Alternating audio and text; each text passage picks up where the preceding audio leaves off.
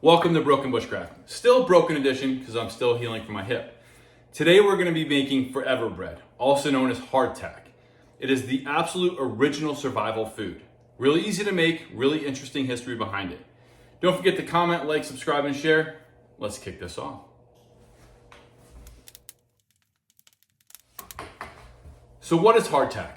Hardtack is the original survival food. It's been around since the Roman period of time. It's made with two ingredients, water and flour. Now you can find modern hardtack, also called shelf-stable bread, in modern MREs. However, they use vegetable oil or butter in theirs, which reduces the shelf stability of the bread. With just regular water and flour, you should have a 25 to 30 year shelf-stable food. Now, hardtack is not a meal in itself, unless it absolutely has to be. In any case, you're still going to soak it.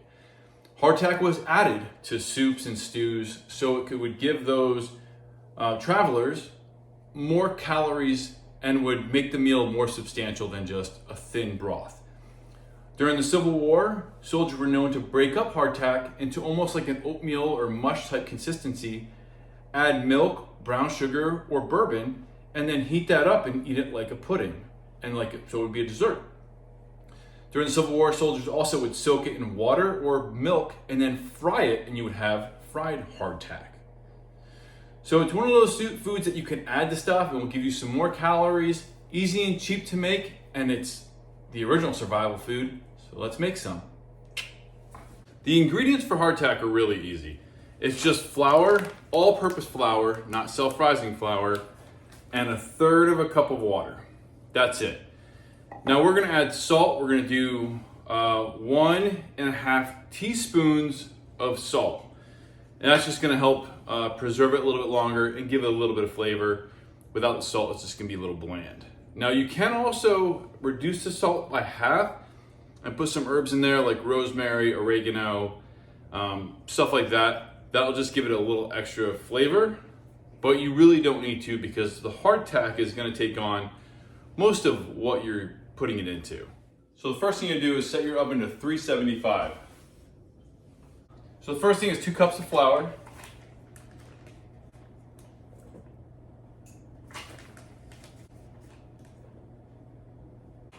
Mix your salt in. And your 1/3 cup of water. Now, you're gonna mix this for about 5 minutes. Once it stops being sticky to your fingers, you know it's ready. If it keeps sticking to your fingers after 5 minutes, add more flour, just a little bit at a time. And then we mix. Okay, while you're mixing it, if it's not binding, add little bits of water at a time until it binds. You should be left with a very dry dough ball like such. Flour your area, flour your rolling pin, and roll it out till it's about 1/2 inch to 1/3 inch thick. You don't need measuring tape for that. Typically between your index finger and the first knuckle is 1 inch, so half of that. Once it's about 1/2 inch thick, you're just gonna cut 3-inch squares.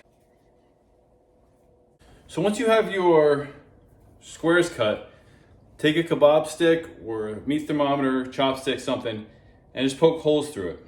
This will allow it to dry out a little easier and prevent any kind of rising from it. Not that it's gonna rise much anyways.